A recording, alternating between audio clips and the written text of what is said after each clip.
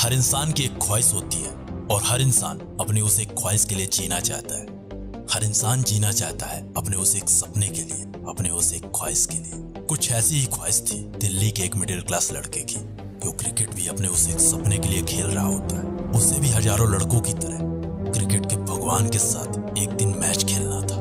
और एक वक्त ऐसा आता है कि वो एक बार नहीं, कई बार उस भगवान के साथ क्रिकेट खेलता है।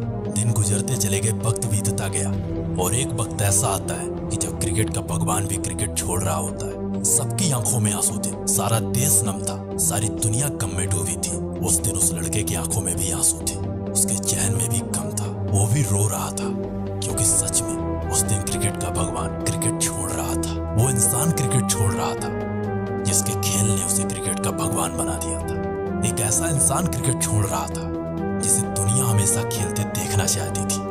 और यहीं से जन्म होता है उस लड़के के दूसरे सपने का, एक ऐसे सपने का जो सबसे अजीब था, जो सबसे ज्यादा शानदार था, क्योंकि वो लड़का भगवान के साथ नहीं बल्कि भगवान के सामने खेलना चाहता था। वो खेलना चाहता था उस भगवान के सामने जिस भगवान को देखकर उसने क्रिकेट खेलना स्टार्ट किया था।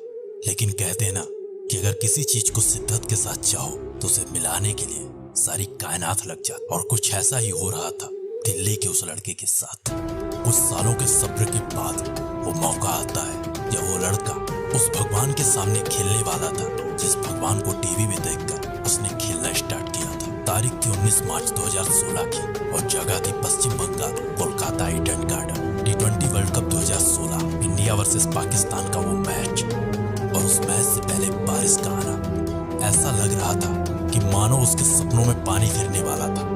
लेकिन वक्त और भगवान को कुछ और मंजूर था। मैच 1 घंटे देर से स्टार्ट होता है और इंडिया ने टॉस जीतकर पहले पाकिस्तान को बल्लेबाजी के लिए बुलाया। जो सब्र कुछ सालों का था वो अब कुछ घंटों और कुछ मिनटों का बन चुका था।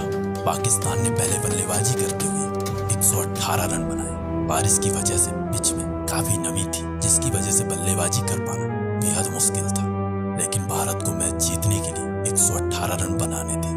भारत ने बल्लेबाजी स्टार्ट की। पहले रोहित, फिर धवन, फिर रैना, ये तीनों खिलाड़ी आउट हो चुके थे। जो लक्ष्य आसान लग रहा था वो अब नामुमकिन लगने लगा था, क्योंकि 23 रनों पर भारत ने अपने 3 महत्वपूर्ण विकेट खो दिए थे। कुछ ऐसे विकेट जो भारत की रीढ़ थे। लेकिन फिर युवी बाजी और विराट ने एक साझेदारी करके भारत को जीत की दहलीज में लाके रख दिया। जब भारत को 37 बॉल पर 35 रनों की जरूरत थी तब युवी ने अपना विकेट खो दिया।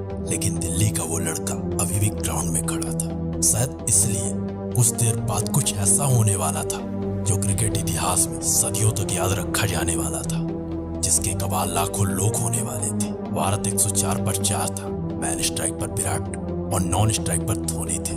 विराट ने 1 रन लेकर धोनी को स्ट्राइक दी और इस स्ट्राइक के बाद विराट की 50 होती है। एक ऐसी 50 होती है जिसे इतिहास कभी नहीं भूलना चाहेगा। एक ऐसे 1 रन बनते हैं जिसे ये दुनिया कभी नहीं भूल पाएगी। ये दुनिया भूल नहीं पाएगी उस दिन के उस मोमेंट, उस पल को, क्योंकि उस 1 रन के बाद ऐसा लग रहा था कि एक आसमान दूसरे के सम्मान में झुक रहा है, एक समंदर दूसरे का सम्मान कर रहा है। यूं तो क्रिकेट में हर दिन कई मैचेस होते हैं। यूं तो क्रिकेट में हर दिन कई सारे मैचेस होते हैं, और सच में उस दिन उस मैच में वो पल सबसे यादगार थे। हकीकत में उस दिन कुछ ऐसा हुआ था जिसे भगवान पर भी भगवान होने का गर्व था।